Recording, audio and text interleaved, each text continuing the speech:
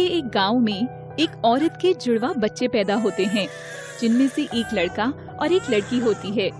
लड़का तो ठीक है, मुझे कमा कर भी देगा और मेरा खूब ध्यान भी रखेगा, लेकिन लड़की का क्या करूं? इस पे तो काफी खर्चा होगा। इसका पालन पोषण करना, फिर इसकी शादी और दहेज में भी खर्चा होगा। ऐसा कहकर वो लड़की को उठाता है और फेंकने के लिए चल पड़ता है।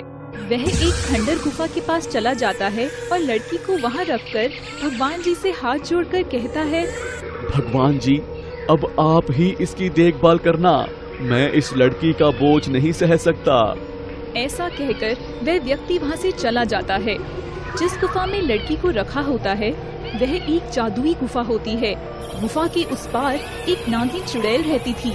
तभी इच्छाधारी नागिन को बच्चे की रोती हुई आवाज सुनाई देती है और वो कहती है, अरे यहाँ कौन रो रहा है, देख कर आती हूँ।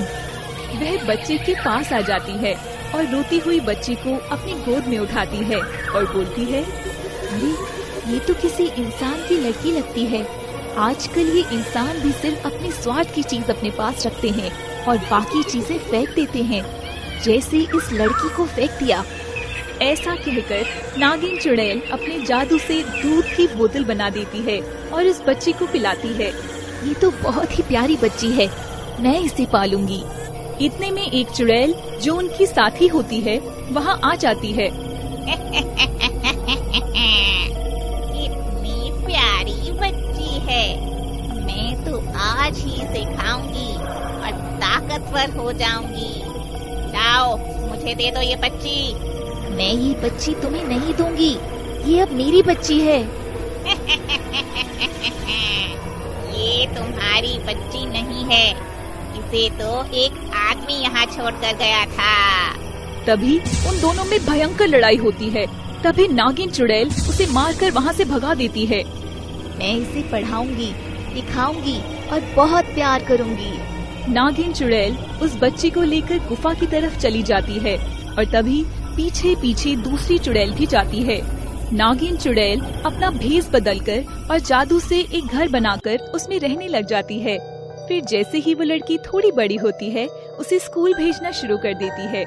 और वहीं दूसरी तरफ जिस आदमी ने लड़की को फेंक दिया होता है वे खेती कर रहा होता है और कहता है, हे भगवान जी, ये आपकी कैसी लीला। इतने सालों से खेती कर रहा हूँ लेकिन अनाज का एक दाना भी नहीं उगा और अब मेरा बेटा भी खेती में मदद नहीं करता। मैंने अपनी बेटी को फेंककर बहुत बड़ी गलती की है। अगर आज वो होती तो कम से कम मेरा हाथ तो बटाती। फिर वो बहुत निराश होता है। वहीं दूसरी तरफ देखते ही देखते लड़की अब और बड़ी हो जाती है। वह एग्जाम में स्कूल टॉप करती है। हर जगह उस लड़की की ही चर्चा होती है। तभी एक दिन वो लड़की अपने स्कूल से आ रही होती है। तभी चुड़ैल उसे देखती है और कहती है, मुझे ये लड़की खानी है और बहुत ज्यादा ताकतवर होना है। कैसे भी करके इन माँ बेटी को अलग करना होगा। वह मौका पाकर और लड़की का वेश बदलकर उस लड़की के पास जाती है और सारी बातें बता देती है कि उसकी असली माँ कौन है। तभी लड़की बहुत उदास हो जाती है और भागी भागी अपने माँ के पास जाती है और बोलती है, माँ, आपने मुझसे जिंदगी भर झूठ बोला, आप मेरी माँ नहीं हो। अब मुझे पता चला, मैं अपने असली माँ बाप के पास जा रही हूँ। ऐसा कहकर वो लड़की अपने असली माँ बाप के पास जाने लगती है। तभी उसे अपने से दूर जाती देख नागिन चुड़ैल बहुत उदास हो जाती है। वो लड़की वहाँ पहुँचकर देखती है कि उसके माँ बाप तो बहुत गरीब हैं और उनका एक बेटा है जो बिल्कुल भी काम नहीं करता है। इतने में अब दूसरी चुड़ैल कहती है, अब आएगा मजा। अब तो इसकी नागिन चुड़ैल माँ भी नहीं है इसे बचाने के लिए। आज तो मैं इसे खाऊंगी। इतना बोलते ही चुड़ैल उसको पकड़ने के लिए आगे बढ़ती है और वो उस लड़की को पकड़कर घसीटते हुए ले जाने लगती है। तभी सभी बचाओ बचाओ चिल्लाने लगते हैं। बचाओ बचाओ, और कोई तो इस लड़की को इस चुड़ैल से बचाओ। अरे कोई उसकी मदद करो। तभी इतने में नागिन चुड़ैल वहाँ पहुँच जाती है और तभी नागिन चुड़ैल और दूसरी चुड़ैल में भयंकर लड़ाई होती है। तभी नागिन चुड़ैल अपनी जादुई शक्तियों से दूसरी चुड़ैल को अधमरा कर देती है और फिर जैसे ही चुड़ैल मरने वाली होती है वैसे ही उस लड़की से कहती है,